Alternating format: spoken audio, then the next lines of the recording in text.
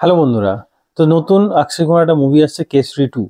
তার teaser announce করেছে। টিজারটা কীরকম হলো আমি দেখলাম, কীরকম লাগলো এটা নিয়ে কথা বলবো, বা কী স্টোরি হতে পারে সেটা নিয়ে কথা বলবো। প্রথমে বলি, কেসরি যে মুভিটা আমরা অক্ষয় কুমারের দেখেছিলাম, যেখানে অ্যাজ এ শিখ হিসাবে অক্ষয় কুমার আফগান সেনাদের সঙ্গে লড়াই করছে, একুশ জন মিলে 10,000 আফগান সেনার সঙ্গে লড়াই করছে, সেটা আমরা কেসরি মুভিতে দেখেছিলাম। তারপর থেকে কিন্তু এই মুভিটা শুরু হচ্ছে না। কেসরি 2 দেখানো হচ্ছে জালিয়ানওয়ালাবাগ বা অমৃতসর জালিয়ানওয়ালাবাগের যে হত্যাকাণ্ড, সেটাই আমাদের সামনে তুলে ধরা হচ্ছে। 1919 সালে যে হত্যাকাণ্ড চালানো হয়েছিল একটা জালিয়ানওয়ালাবাগের মধ্যে, সবাইকে ঘিরে সবাইকে মেরে দেওয়া হয়েছিল ইংরেজদের দ্বারা।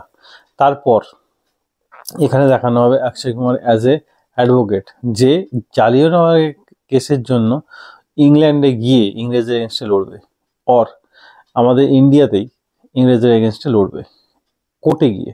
সেটাই আমরা দেখবো এই মুভিতে, যেটা সাউন্ডস গুড, ভালো লাগছে, এবং ট্রু বেস্ট স্টোরি এবং আনটোল্ড স্টোরি। যে জালিয়ানওয়ালাবাগে যে হত্যাকাণ্ড হয়েছিল সেটা আমরা জেনেছিলাম কতটা প্যাথেটিক ছিল।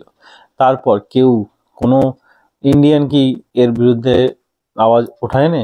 অবশ্যই উঠিয়েছিল, কোর্টেও উঠিয়েছিল। সেটাই আমাদের সামনে প্রেজেন্ট করছে এই মুভিটা, কেসরি 2 মুভিটা, যেটা সত্যি শুনতেও ভালো লাগছে। এবং এই টপিকের উপর মুভি অবশ্যই বানানো উচিত, যাতে আমরা হিস্ট্রিতে যতটুকু পড়েছি তার বাইরেও অনেক কিছু আছে, এগুলো আমাদের সামনে মুভির মাধ্যমে আনা অবশ্যই দরকার।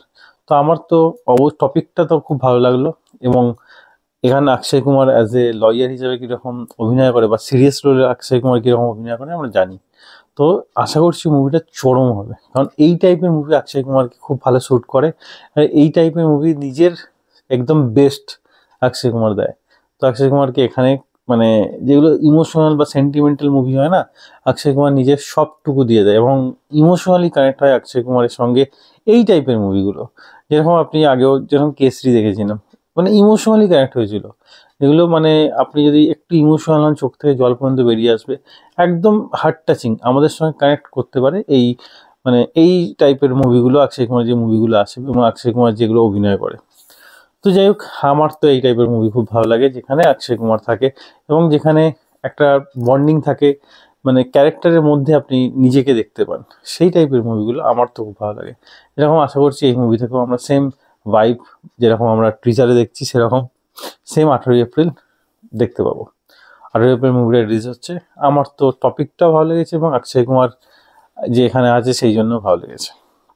আপনার কীরকম লাগলো কমেন্টে অবশ্যই জানাবেন। তো এই ভিডিও এতটাই। ভিডিও ভালো লাগলে লাইক অবশ্যই দেবেন, এবং আরও ভিডিও পেতে চ্যানেল সাবস্ক্রাইব করে পাশে থাকা বেল আইকনটি অবশ্যই বাজিয়ে দেবেন। দেখা হচ্ছে পরের ভিডিওতে। তখন ভালো থাকুন, সুস্থ থাকুন। ভিডিও দেখার জন্য ধন্যবাদ। বাই।